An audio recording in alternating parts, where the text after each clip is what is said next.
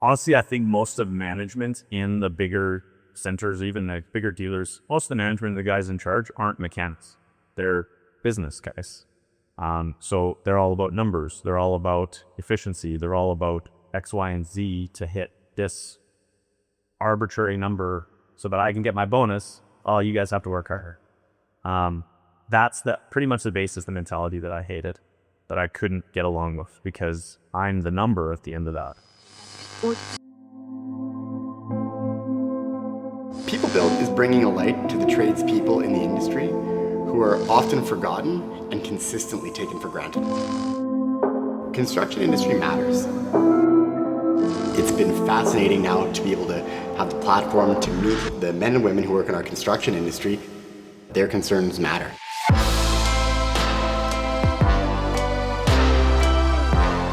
Welcome to the People Built podcast.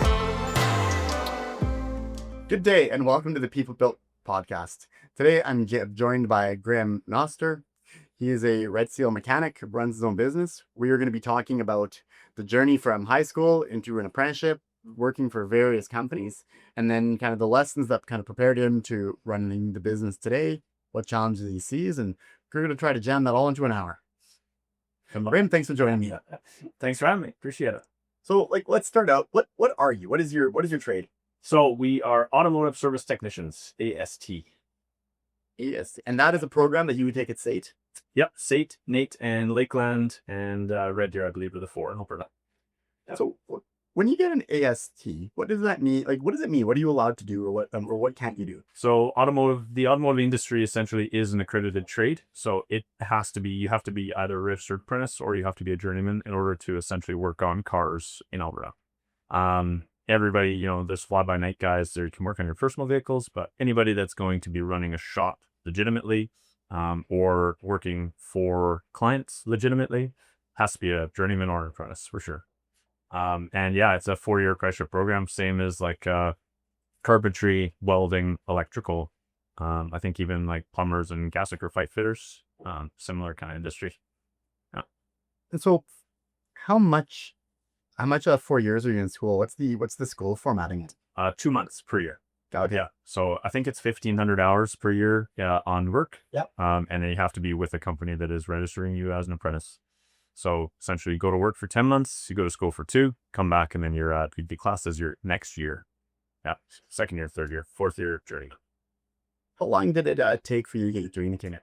Mine was really quick, actually. Yeah. Yeah. So I started in the RAP program, Registered Apprenticeship Program, right in high school, actually. I got a job sweeping floors at Ford dealership in my local town. They put me through training fairly quickly. So started doing oil changes and the basic things that the first years would do. And yeah, they put me through school pretty much as soon as I could. So I had my ticket in 4 years. So by the time I was 22, wasn't true. Yeah. What appealed to you when you're in high school? And what is the RAP program? From your perspective, and how did that work for you? So the Registered Apprenticeship Program for me, and it's been a while now, so I might forget some of the details, but it essentially gets high school kids interested in the trades. So there's a program called the CTS program, which also, I think we had it in the city as well. This is the small town, obviously. What small town? Vermilion. The bustling metropolis of Vermilion. Yes, absolutely. Yeah, 100%. Okay. So that program kind of allowed you to try out different trades throughout high school. You'd go to the college for 2 weeks, and you would do, a week of carpentry, and then you do a week of welding, and you do a week of, it was 3 weeks actually, do a week of each trade, so you could kind of see what you wanted to do. From there, you could then register, and essentially fast tracked you to an apprenticeship. So as long as you found a company that would sort of sponsor you, you would be started an apprentice right away, rather than, I got to get a job and then hope this company will apprentice me. Shops in the city, like dealers, for example, in the city are really bad for hiring guys to do oil changes. And then they just do oil changes for 5 years and they never get an apprenticeship. They're always promised they'll get an apprenticeship. The RAP program kind of took that away a little bit, where, you're sort of already apprenticed by the time you're in, just right when you get a job. Yeah. So works pretty good to kind of fast track everything for you. And so when you tried these other trades, what was it about being an automotive technician that you went, this is for me. Like, it was like welding's gone. Like, that has to have been pretty cool. Right? So, I what, hate welding. okay. Yeah. So, burning things with fire? That was Yeah. your That's all I did was burn things. I could never get it to glue nicely. My dad is an automotive service technician as well. Yeah. So I was around, grew up on an acreage, grew up on that family farm, always tinkering with stuff. Because he was in the trade, I always knew that that's what I was going to do. I never really even considered that I would do anything else, pretty much my whole life. So I went to the other trades to just kind of try them out. Yeah, none of them were for me. Yeah, And so, like, if your dad was an electrician, do you think you'd be an electrician? probably. If he's a plumber, you'd be a plumber? Probably. I'm the same way. I think I'm a plumber because my dad was a plumber. And if it would have been anything different, I probably just would have been that. Exactly, because that's what you grow up with, right? That's what you know. You grew up around it. You're like, oh yeah, well, this is cool. I know how to do it already. May as well get a job. Especially if your dad owns his own company, right? Yeah. That's fun. So, like, what was it like then with your dad being like an automotive technician, right, in a small town then? Mhm. What kind of work did you grow up seeing? So he had been kind of moved around, worked in Edmonton quite a bit, worked in Vermilion, worked in kind of a small service center in Derwent, if you know where that is. I don't. It's about 20 minutes north of Vermilion or so. Good bustling metropolis. Derwent. I think there's probably 200 people that live there. So he worked in the service shop, he worked in the dealers, he's kind of did all of that. By the time I was born, actually, he was an instructor. So he taught automotive service technicians in Vermilion at Lakeland College. I think he was there for over 30 years. So by the time I was born, he was already an instructor. So I actually just saw everything from his landscaping business that he was doing on the side, and then just tinkering on old trucks, old square bodies that we have.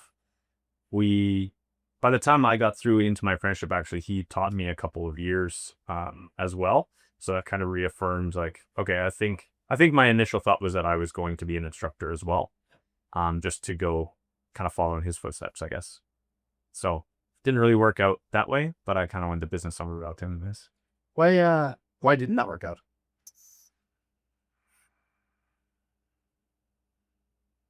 I'm good, I think, at teaching people. I can, and I have a affinity for it, and I like it. I think I'm better, kind of forging a different path. Doing something without oversight is a lot easier for me, rather than having a management team or, oversight, I guess, is the best way to put it. I like doing my own thing. So teaching at the college, I mean, I've heard enough stories from my dad too about kind of the politics of it, and just, I was never interested in the politics side. Okay, so you didn't like go teach, it can work out with me. You just looked at it and went, not for me. Yeah, pretty much. So you graduate high school, you're an apprentice, you're working at the local Ford dealership to start putting you through. Yeah. Right. Did you do your entire apprenticeship at the Ford dealership? Pretty much, actually. I think I was a fourth year when I left, and I only left because we moved to, well, actually, that's why. I moved to Lloydminster, a little bit bigger city, just a little bit ways away. Worked there for about a year and a half, and then that's where I kind of finished. I think it was a fourth year then, and then we moved to Calgary from there. So I've actually had my ticket when we moved to Calgary. Yeah. And when, like, what was the apprenticeship like with Ford? And I guess, like, how much of the apprenticeship is kind of dictated by like corporate policy, being like a multinational global company, and how much is just left in the hands of the guy who owns it? So yeah, the apprenticeship program actually in the trades is not owned by any dealer or brand. It is Alberta Apprenticeship. Okay. So there is no Ford. I shouldn't say that. I guess there is GM and Ford have their own sort of apprenticeship program that you can go through, if you're only staying at that manufacturer. In my case, our dealer is small town. It was just the Alberta Apprenticeship that dictated it. So it was their whole curriculum. And it's a little bit different curriculum actually than NATE and SATE, but not a lot of input from the Ford side. Okay. It was all just the, kind of what you learn at work, what you learn on the job. And then when you go to school, you go, oh yeah, well, I know how to do this on a Ford. I don't know how to do it on anything else, because all I've worked on is Fords. What was the teaching process like at the dealership? Like who was like, did you have multiple people teaching you, or is it a guy? It varied. Sometimes it was one guy. Usually the shop foreman was sort of the supervisor, but it honestly worked out where whoever was closest. And again, kind of perk of a small town is everybody knows each other pretty good, and everybody is pretty open to training the new guy. And yeah, so if you had a question, if you had an issue on this job, hey, the guy right next to me, can you just come and look at this, or can you show me how to do this? So they were usually pretty good.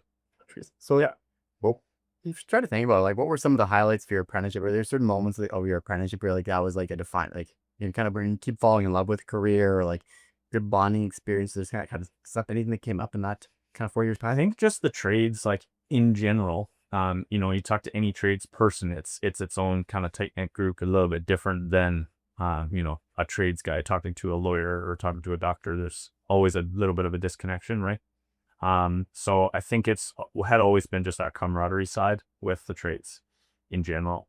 I don't really have any specific things throughout the apprenticeship that was like, oh, that was what kept me here.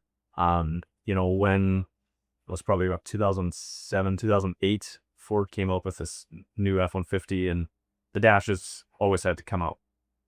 Had to replace this little tiny plastic actuator for the HVAC, and the dashes had to come out. And I remember when they first introduced it, I think it was a 9-hour pay, like you get paid 9 hours to do it. Yeah, I got them done in 3, and I would crush those out every day. Probably I would try and do 2 or 3 of them in a day and just bill hours, and the dealer would love it, right? And that was one of those like, oh, it's nice and clean. I have all my tools laid out already. I like it all organized, in, out, done, job complete, all good. So that kind of keeps me more engaged, kept me more engaged in the trade rather than busting ball joints or doing brakes. I'm very ignorant when it comes to like your world. So As are most people, yeah. I think, yeah. I just had under the impression that it's like vehicles are now so complicated that you can't take them to a private mechanic anymore. Like you have to take them to a dealership. And that's the way the dealers want everything to go. Okay. Yeah, because they want all their brand to come back. Though there is a law called the right to repair. Okay. So it does require manufacturers to allow small private owned shops or the aftermarket industry to be able to service their vehicles. John Deere, I think, was the last one that just lost their big lawsuit for the right to repair. So they lost, and they had to allow private shops to be able to access their computers. They don't have to give it away for free, which the dealers, the GM, Ford, Dodge, they don't give it away for free. You have to then, pay for a scan tool that has the functionality to talk to that module. And then you have to pay a subscription for that scan tool to be able to access. So it's definitely going that way where they are trying to keep the aftermarket guys out. But yeah, they're legally required to allow us to work on it. Yeah. So eventually, is that a Canadian law or is it an American law or is it both? I can only speak to Canada. I believe it's worldwide. Okay. Yeah, that's cool. And as a consumer, I'm happy for that. We have monopolies in general are not great. Exactly. Yeah. You want to be able to take it where you want to take it. Yeah. Yeah, totally. So how long did you how many different places did you like apprentice at, and how many places have you worked at since your apprenticeship? Oh boy. Oh man. I've worked at a few. Okay. Yeah, I sometimes had a hard time getting along with management. So I kind of switched around. Well, why? Why do you have a problem with man? Because that's why you're a him up. Yeah, no. I think just being in the trade, I always kind of knew, even growing up, I always kind of wanted to run my own thing. My dad's a business owner. I had like a little sales consulting company back when I was 16, 17. I've always wanted to do my own thing. So I think I always had that mentality going to work somewhere as well, by going, I think we should do it this way. Managers don't generally like you telling them what you would like to do, right? In the industry anyways, in a lot of trades, management knows better. Don't tell me what to do. So I think there was a clash that I've had quite a bit of. Just trying to, think I could do it better, which sometimes I could. Managers don't like that sometimes. So yeah, I think back to your original question there, I think I apprenticed at about 3 different shops. The majority was at a Ford dealer back home, which was a great place to work, really. I think I wanted to just kind of expand. So I went to GM, and then came down to, when we moved to Calgary, I worked in a couple small private shops, and then sort of went back to the dealer life. So I've worked at 3 other dealers in the city here too. And then 2016, I believe, in the fall, I quit and did my own thing. Oh, so it's already been 9 years then. Mhm. 9 years this year. Yeah, 9 years this year. What so what did you appreciate about the small shops? Why did you go back to the big shops then? I appreciate the small shops for just the atmosphere was better, less politics, a lot more like, not, I want to say like family oriented, but a lot more personal. Like you were saying with your team, right? You created more of a family, smaller company, even though you have a large amount of employees. The smaller shops are better for that. Just to be able to have, hey, how was your weekend? Oh yeah, it was really great. Barbecues, lunches was usually supplied at a lot of those places too. So just that atmosphere. I went back to the dealer only for the money at that point. So the smaller shops pay less usually. It's not flat rate. So it would be just 8 hours a day at whatever it was, $25 an hour. The dealers came by, the one poached me actually from one spot, and it was more money than I had ever made. And it's flat rate, and they were busy. So I jumped ship and went back to the dealer and kind of stuck around in the dealer life for a few years after that. So what would have been the wage disparity? You can't go from $25 an hour to flat rate. So call it like $50, like 50,000 a year to like call it 100 grand. Yeah, the potential was there for more than 100 grand again, going flat rate. Yeah. I think I went from $25 an hour at the small shop to 35 flat rate right away. Yeah. And then at 35 kind of went up to, by the time I left the one dealer, I was at 38, I believe. And yeah, the potential was there. Like if you could bill out hours, get, 10, 15 hours billed out in a day, yeah, you were going to clear 100 grand. And like, was that a reasonable expectation? Some days. Yeah. And then are you or were you a high performer then? Was that reasonable for an average person? Or It really depended on what you wanted to specialize in. Because there was, at least in the GM world, they have sort of A techs, general techs, transmission techs, electrical techs, warranty techs, and the maintenance guys. So it varied. If you were a general tech, you were doing brakes, front end steering components, basic maintenance stuff. So you usually did pretty well for hours, because that stuff usually paid pretty well, and it was usually customer pay. If you were a specialty in electrical like I was, then it was a lot of warranty, and warranty didn't pay as well. And you couldn't really you only got paid for the hours you worked, really, more so. Like this job took me 4 hours, and you had to kind of fight to get those 4 hours paid. Whereas if you were doing ball joints, for example, you could get them done in half an hour, and they paid 6 hours. So you were laughing if you could do a set of ball joints, 2 or 3 sets of ball joints in a day. So then you start your own business. So how long was that a dream of yours? This business was relatively new. But I think I knew that I wanted to start my own thing all the way back to when I was a kid. Just always, I don't know, had the dream, the entrepreneur spirit, I guess. Yeah. So, I had the opportunity to do it in 2016 there, so I took it and haven't looked back. What was the opportunity? Just didn't, I'll say I quit. Quit the dealer that I was working at. Yeah. Some bad experience there that I'm sure everybody knows or has felt it already too. So just bad experience there. I was kind of doing mobile a little bit on the side while I was working there, just to get a feel for it. And then just said, okay, I've had enough of the politics. I've had enough of sitting here not getting paid. I'm gonna do it on my own and do it better. So how do you do it? How do you do it better? When you were to treat your staff, avoiding politics, trying to pay guys if they gotta go get a vehicle in the snow, right, and bring it in and brush it off, and it pays a third of an hour. What lessons have you taken from your apprenticeship and journeyman and working for other people experience that you try to say, no, I'm not gonna do that at High Torque? Honestly, I think most of management in the bigger centers, even like bigger dealers, most of the management of the guys in charge aren't mechanics. They're business guys. So they're all about numbers. They're all about efficiency. They're all about X, Y, and Z to hit this arbitrary number so that I can get my bonus. Oh, you guys have to work harder. That's pretty much the basis, the mentality that I hated. that I couldn't get along with because I'm the number at the end of that. What I took away, I guess, when we started my own thing, was that I wasn't going to be that manager. I wasn't going to be that leader to say, all right, you got an hour, hurry up, let's go. I have already been in that position. I've already done mobile. I know how crappy it is to be out in minus 30, changing oil.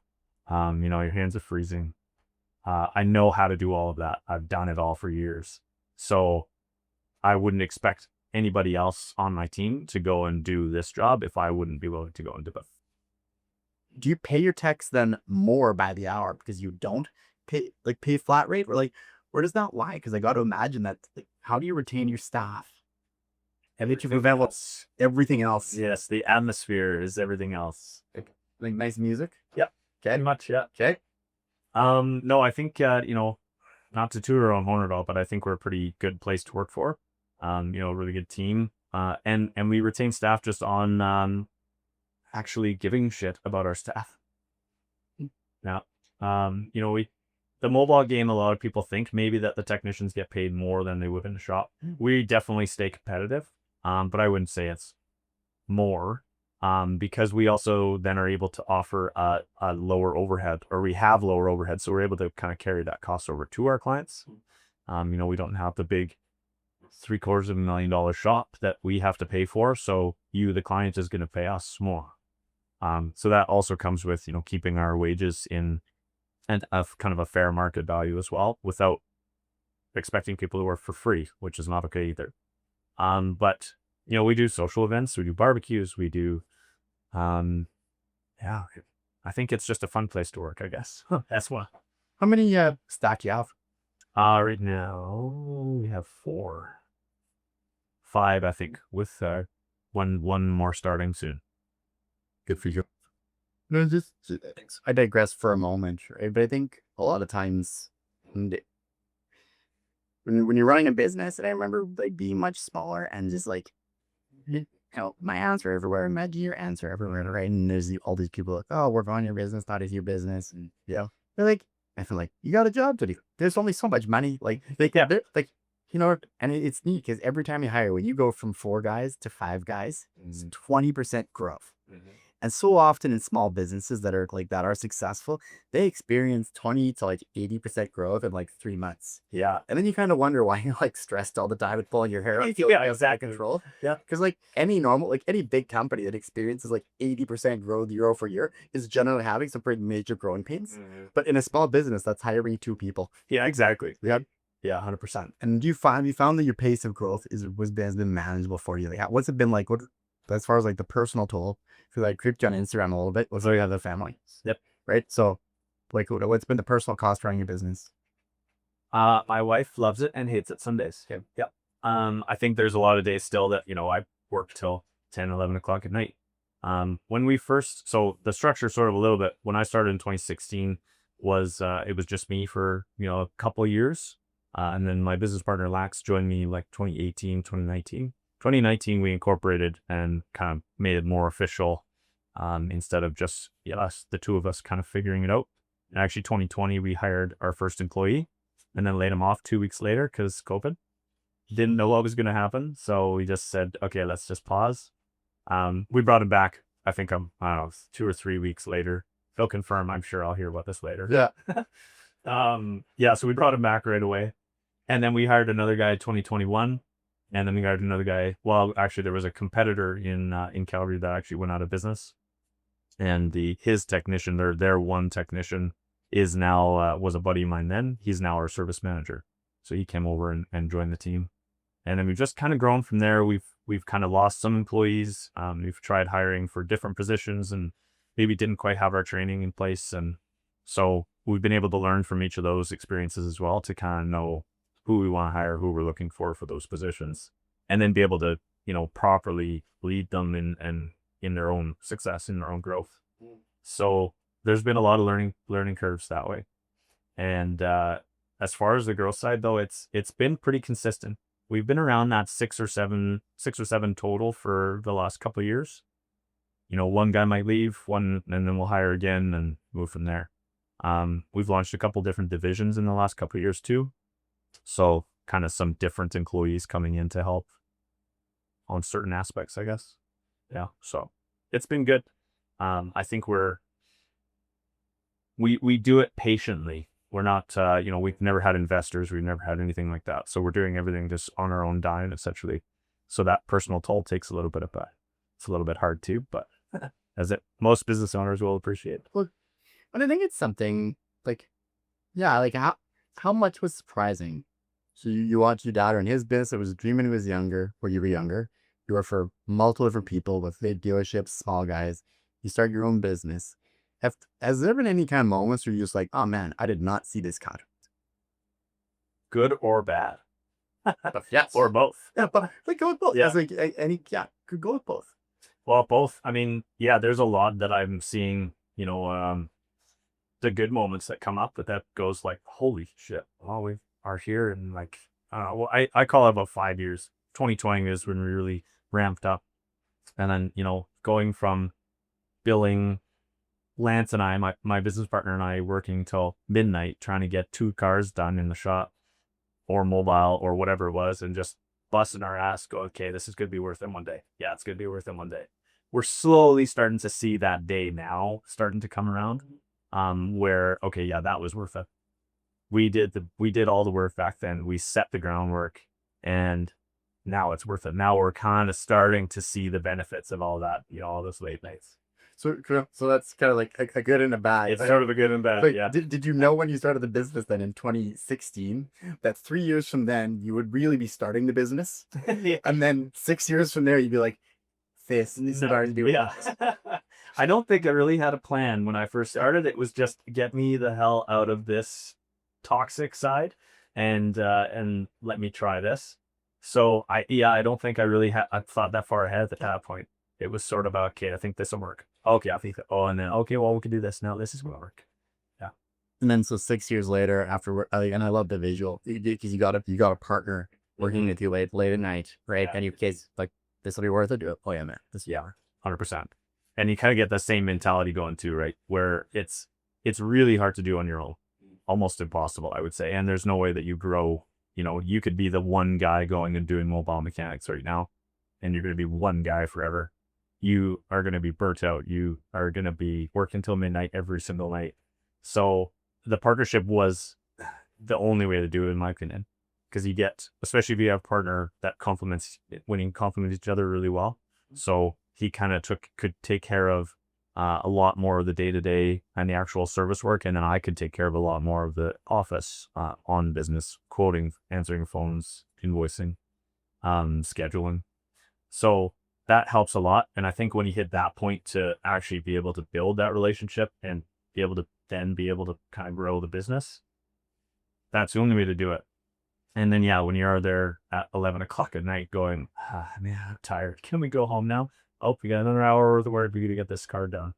To both kind of be on that same wave like this is huge. And to know that it's going to be worth it eventually.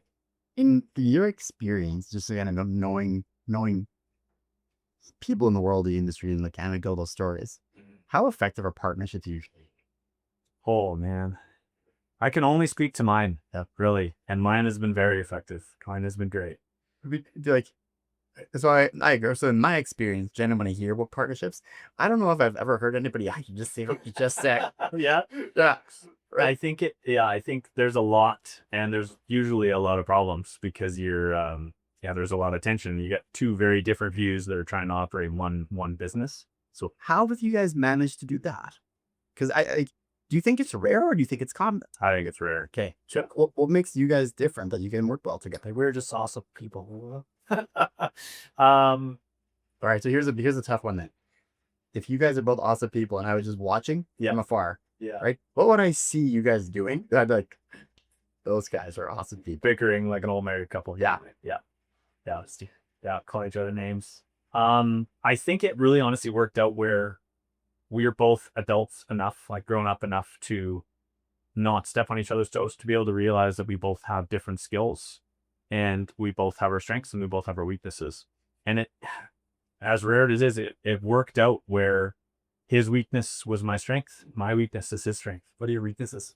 A lot. Have a lot. Me too. They're really bad feet. Arthritis. Can't stand in front of a moving devil for Exactly. No, I can't stand on concrete all day anymore. Can't twist that fine nut. Yeah, pretty much. Yeah. I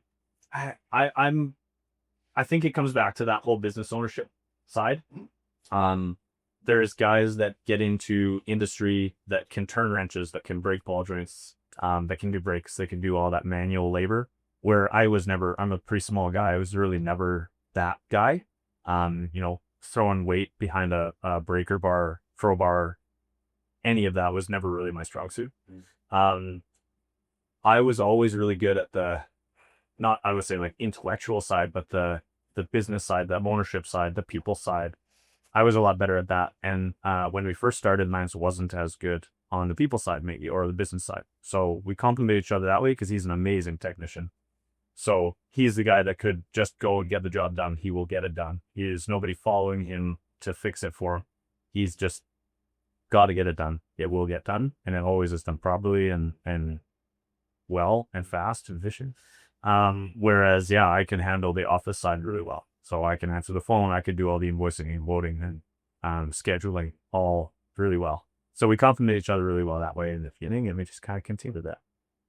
In the background, like a lot of people are successful, right? Like we have good relationships. You don't often know why. Why does your partnership work, right? Yeah. And it's like, and we don't take the time because like there is an answer. And 100% there is. You have an answer. Like, you do, deep down, you do something that values him, that he will feel it. And if I ask him the same question, like how does Graham value? I said, man, I don't know. He's an asshole. Yeah, exactly, right? Like, but there'll be something in there, and I think that's I like to draw more attention to is one of my larger philosophies, which I've inherited through just meeting people who are just much smarter than me, is what we pay attention to, we can do well. Like, so if and so if you're constantly hammering a guy for being late, you're constantly hammering a guy for doing something wrong, right? You're gonna get more wrong. You're more layup, right? But if you take the time to go, you find that guy's doing something wrong, you did this right today. And so more time focusing on right, positive. You're going to get more right. Yeah. And just with a lot of intention. And so I think, if you can do it more with Lance and you do it with other people, and then you can train. Okay, that's another side too, is more often not really highly effective people. They really struggle training because they don't know why to build. Yeah. So my bias. Yeah, that's fair. I show I think there's a lot of and just in what you're saying there too, Lance is very good at that part. I think that's part of one of the things I value about him is he is that positive mentality and be able to train your own self to have a better influence on the people around you. So that's one thing I like about his apps. How do you see passion? How do you tell your staff have passion? The guy that comes in and just punches the clock, goes and does the job, and goes home, not passion. No. The guys that come in and say, "Hey, how's it going? Oh yeah, how was the weekend? Oh hey, well, I was working on this job the other day and I saw this car driving down the street. Like that's really cool." We have a group chat. There's guys that share TikTok videos and guys that look at blown Camaros doing drag racing, anything like that, any cool stuff. People that kind of engage more, either just engage with the team, but also just engage with the industry. Guys that care about cars, making horsepower, building engines, whatever it is. That's a passion for the industry that, okay, I got to go work on this Ford now, which isn't really cool, but I'm in the trade, I'm working outside, happy days, that kind of thing. If you could speak to guys who are like in their apprenticeship or starting out their apprenticeship, what advice do you give? Like, what advice do you give to people who are trying to work towards like a well-rounded apprenticeship? Try different things. Like, don't work for one dealer. Try multiple manufacturers. Try the private shop. It's a lot of people don't know what they want to do or what they want to specialize in. So they might be working at this dealer doing oil changes, and then they start doing brakes, and then they've stayed at a GM dealer for their tire apprenticeship. Well, you know how to do GM stuff, except you don't really know other aspects, or you've only known brakes or ball joints, or you've done that, but you don't know how to program a module or how to diagnose an electrical circuit, anything like that. So I would say well-rounded is you have to make it well-rounded. You have to choose kind of different jobs to take on, or you have to work in different shops to give you some kind of different aspects, because nobody's going to do it for you. Nobody's going to do it for you. Yeah. Yeah. And the other thing I would add there too is everything is going electric. The only companies right now, anyways, as far as I know, that can work on the electric cars are the manufacturers. So you have to be in the dealer. Like private shops aren't going to service electric, mostly because it's high voltage, because you have to have a lot of training to know how to work on it. So because that's the way the world is going, I would recommend anybody kind of starting out in the automotive trade to go learn electric as well, even if you have to do it on your own time, but it's coming. We can't avoid it. How are you dealing with that? That's got to be, but that's scary. Yeah. No. Why? Because I think there'll always be gas. There'll always be cars.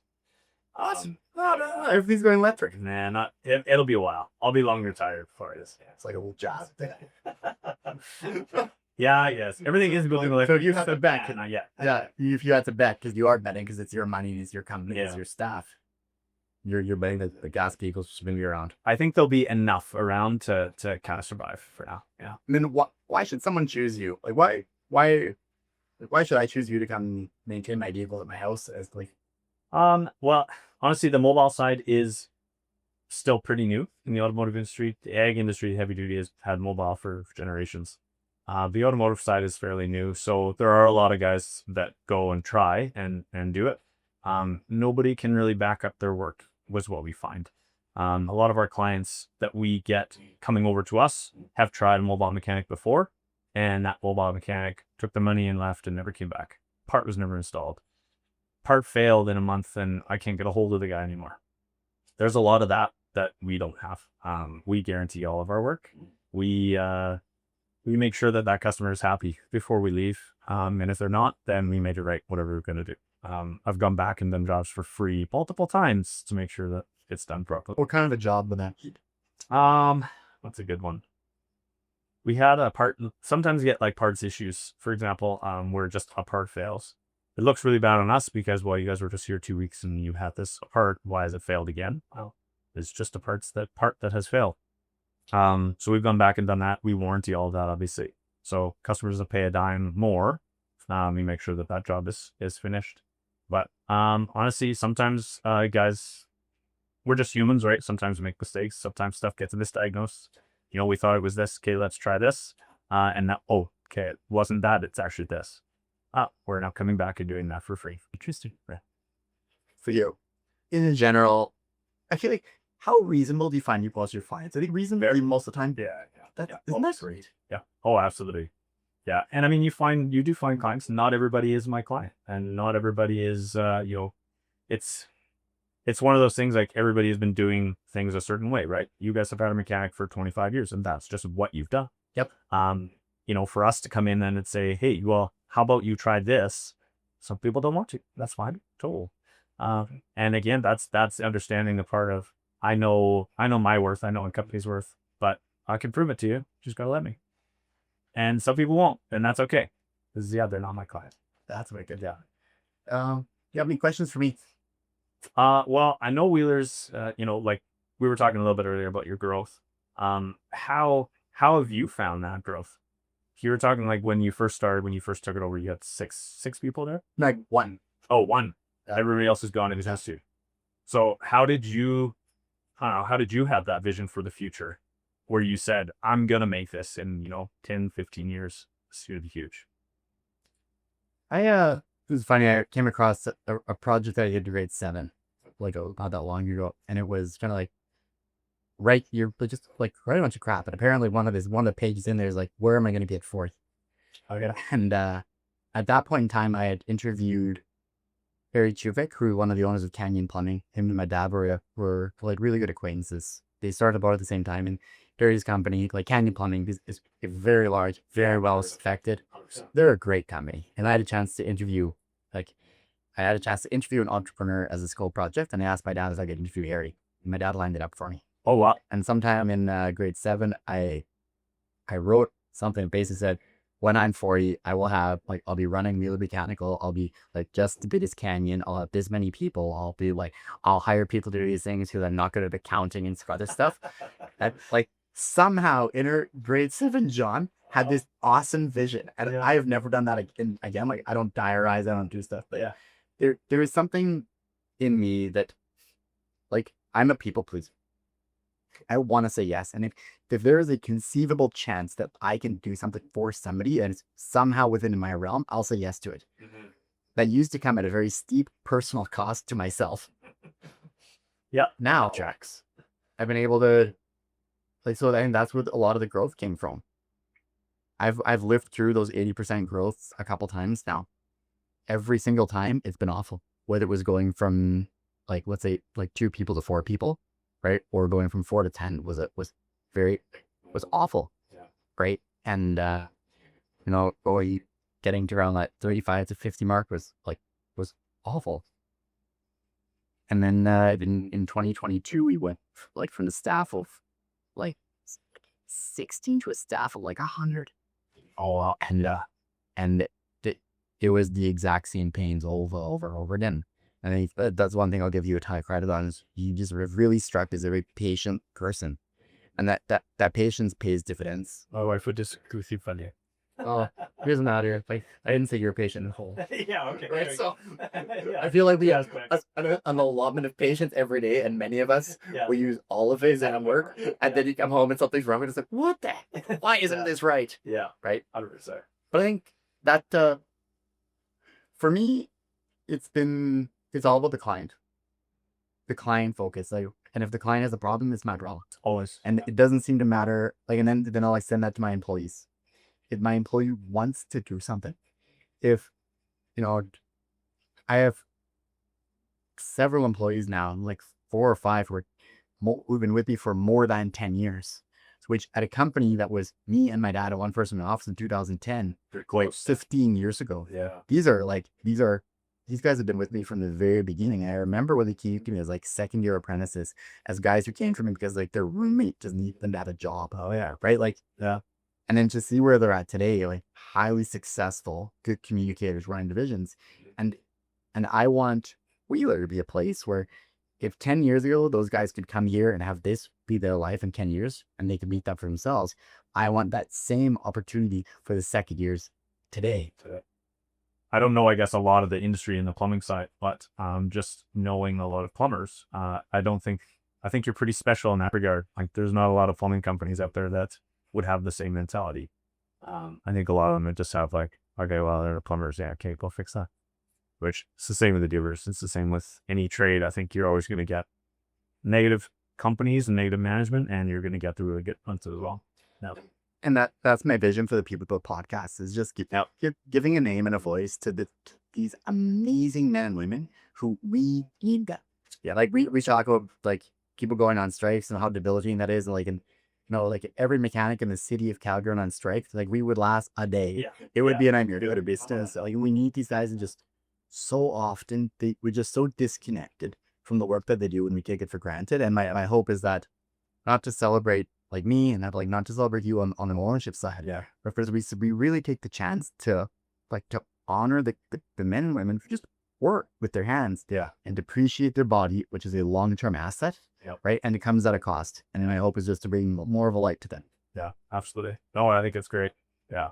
And I think too, in that regard, like I saw this quote a long time ago. I don't remember where it was, but it was a wrench in your hand can open just as many, if not more doors than a diploma on your wall, because we can only have so many doctors and lawyers, but pretty much always need trades. And you're always going to need trades. AI is not going to take over building houses or fixing cars or anything. So yeah, it's definitely an industry that needs people to be appreciated and to have more people coming into it for sure. I agree. And it's companies like yours and mine that I think are going to do that for a lot of people. Because that's what we'll say, Graham. Like when you say like I give a shit about my guys, we care about our staff. What do you guys do differently? You care. Yeah. And I think it is that simple and that hard. Yeah, absolutely. Yeah, that's a good way to put it. Well done. I appreciate your time. Yeah, I appreciate being there.